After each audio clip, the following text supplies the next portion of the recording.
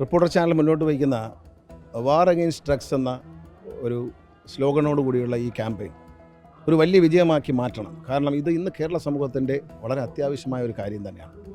നമ്മുടെ സമൂഹം ബോധവൽക്കരണത്തോടൊപ്പം തന്നെ കർശനമായ നിയമ നടപടികളും നേരിടാൻ തയ്യാറാണ്. എത്ര വലിയ ആളാണെങ്കിലും മയക്കുമരുന്ന് ഉപയോഗിക്കുകയും അത് വിപണനം ചെയ്യുകയും ചെയ്യുന്നവർ ശിക്ഷിക്കപ്പെടേണ്ടത് ഈ നാടിൻ്റെ ആവശ്യമാണ്.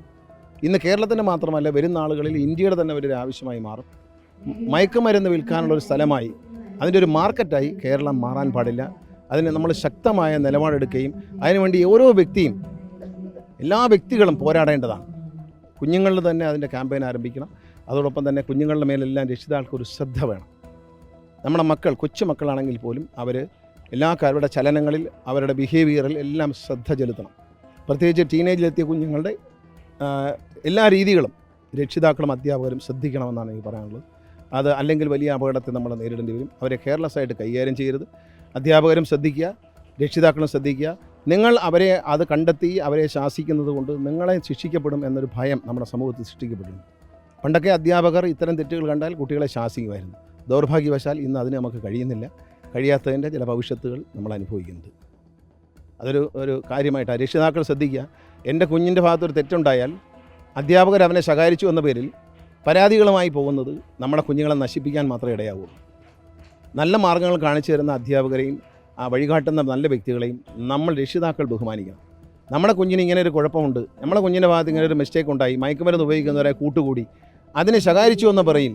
അതിൻ്റെ പേരിൽ ഇപ്പോൾ മൊബൈൽ ഫോൺ ഉപയോഗിച്ച അധ്യാപകനോട് കുട്ടി പെരുമാറിയ രീതി നമ്മൾ കണ്ടതാണ്. അതിനോട് എനിക്ക് വ്യക്തിപരമായി യോജിക്കാൻ പറ്റുന്നൊരു കാര്യമല്ല. ആ കുട്ടിയുടെ പെരുമാറ്റത്തോട് ഞാൻ യോജിക്കുന്നില്ല. അത്തരം പെരുമാറ്റങ്ങൾ തടയേണ്ടത് രക്ഷിതാക്കൾ തന്നെയാണ്.